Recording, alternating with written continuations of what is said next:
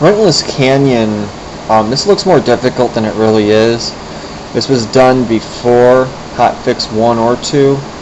I ran it today with Max. I didn't run this with Max last time in this video, but this is very, very easy. One person's job is to make pikemen. The other person's job is to just put up forts and walls and whatnot. So this is the first time playing this map, so I'm looking around because I ain't got a clue where anything is. As you notice, there's a lot of stone, which is good because I'm going to need stone. You're going to want to put 10 villagers on food and right away 5 on wood.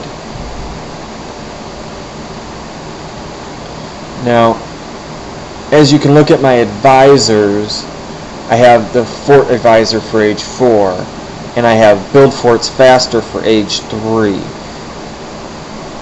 Doing this map today, my forts hardly took any real abuse, so it was pretty simple. I don't think you need that fort advisor, I guess is what I'm getting at. Now, in this build order is a little different than what I did today, but after doing it today, I'd say you take the first 5 villagers, you put them on, you put them on wood, then build 10 on food, then you would build 5 more and put them on stone, then you would age. That would be the best way to go that I found. But after that, after you age, you're going to want to get a total of 30 to 40 villagers and about 10 caravans. And I'll explain to the things where I think you should add or do differently that I didn't do here. Once you start aging to 3, you're going to want to take the 10 villagers that you had on food, use some type of speed up ability if it's a swift or if it's something like this that somebody can make for you, and you want to run your villagers up to the very top as fast as you can.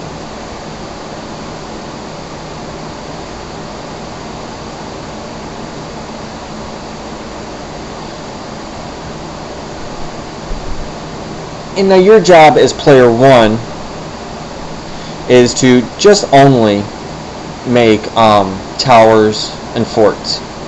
But I don't do towers. I tried that once, and their catapults, they aim for the weaker things, I've noticed, like towers and your units before they hit the fort, which you'll see them do a lot actually in this video.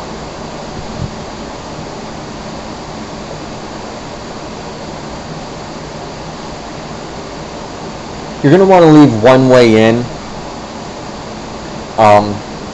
so they, funnel into one little area, and that's where Joe here is going to build a lot of pikemen and put his pikes there.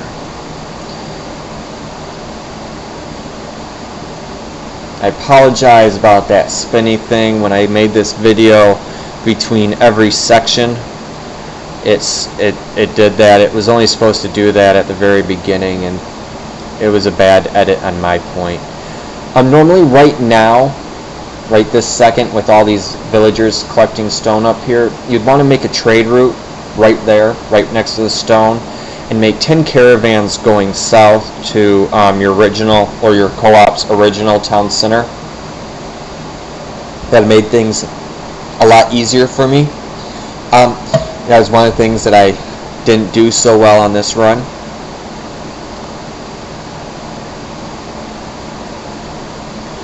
You're just going to take those 10 villagers that are collecting stone and have them run around and get more stone.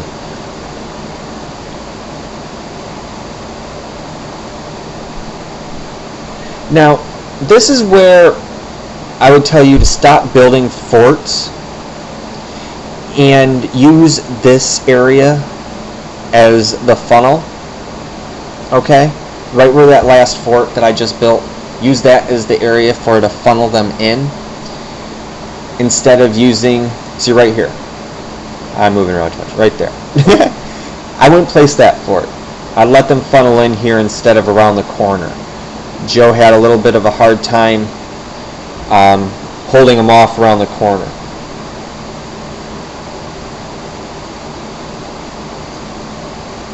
At this point, there should be, at 10 minutes in, Joe should be there with more pikes.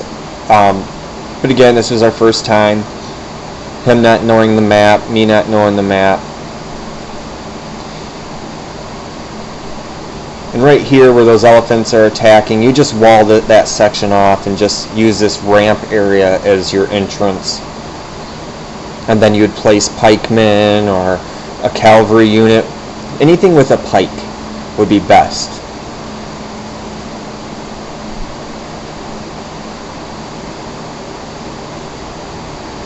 And pretty much from here, all I do is collect gold, wood, and I build some more houses. And you notice, even with not knowing exactly what I'm doing with this map, my population never leaves, I don't think, 85.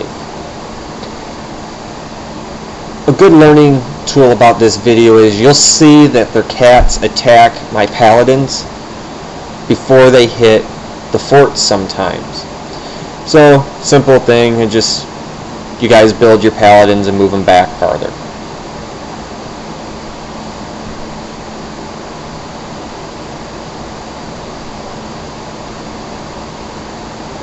As you see, Joe doesn't have that many pikes out, and the forts are still holding them off okay. I mean, now don't get me wrong, he does have pikes out. He is doing his job down there. It's not just me. I don't want you guys thinking that.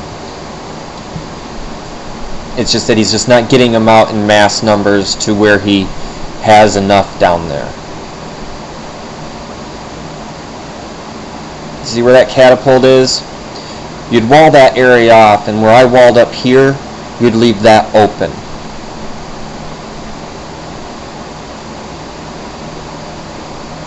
Also, their walls and their buildings up top, you cannot destroy, you can't attack, so don't try pushing. The only reason why I'm walling in here is because I was worried that they were going to get in and attack me. But they're taking a beating on my forts. I am age 4 already. They don't do as much damage now. They're much weaker. The AI has dumbed itself down tremendously since the patch. Watch this cat. He's aiming for my villagers that are repairing. That's something you guys need to watch out for, is that the AI does not come up, hit your forts only. They come up, hit your infantry, your ballista units, and even your villagers that are just sitting there repairing. See, he moved up, and he just took out one of my paladins.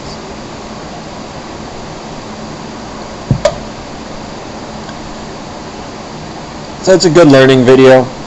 That's why I thought I'd use this one instead of a newer one. After patch, because the AI still attacks the same way. They're just not as strong, but they still will decimate your paladins if you leave them too close. So I'd put your paladins a little further back, especially with that upgrade that I just upgraded on there. The paladins range is ridiculous now. I mean, if you're really wanting to be safe with them, you could even throw Timo on there and throw your paladins a really good distance back, and they'll never even be able to touch them. I mean, you could put them all the way back to where my academy is and still hit. As you see, my population's only at 60. You don't even need this many now. It's just, I don't know. This map seemed easy to me once you started putting up forts. Some people give me a hard time telling casual gamers or newbies or whatever you want to call it, people that just don't know how to beat a map, about just building forts. And I've always found a good defense is a strong offense. If you have defenses there, they can't kill you. So if you're not in a time limit game like one of the main 3 legend maps, who cares? If this works for you, use it. You're gonna have to wait a whole 25 minutes anyway, so you might as well. You can't do anything else besides bunker in anyway.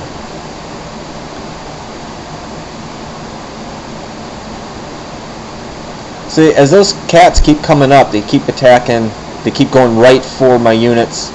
They hit my fort maybe once or twice, and then they see the paladins and move up. See, boom, 1 hit, 2 pals dead.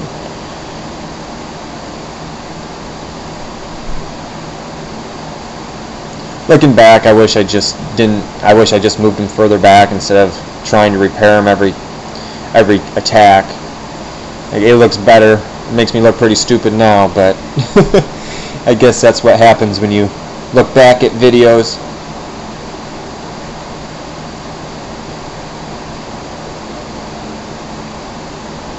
I think everybody should tape their own stuff and look back, because I think even the best players in this game could learn from their own mistakes. I mean, just for the simple things that I noticed here that I could do differently, and when me and Max did it today, it was a breeze with no problems.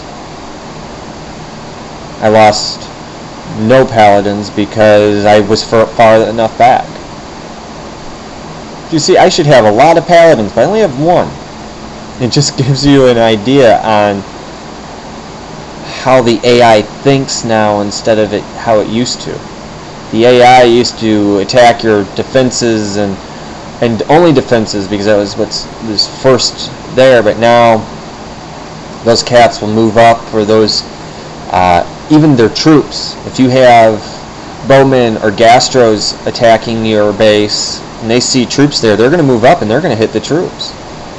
It's one reason why Legend Renegade's so hard for some people now. They can't just build a few forts and hide behind their walls with a ragged unit, because the AI doesn't hit the forts anymore. They move up and start hitting your ragged units. And as you see, my forts are pretty much gone. I just built my very last paladin. But I hope this gives you an idea on how to do it. Tweak it any way you want so it's easier for you, for sure. But at least it gives you a basic idea on how to bunker yourself in, and how easy it is to stop them as a second player too. All you do is boom. You don't even boom. All you do is spam pikemen from the very start. So you could stay at age 1 all game if you really wanted to.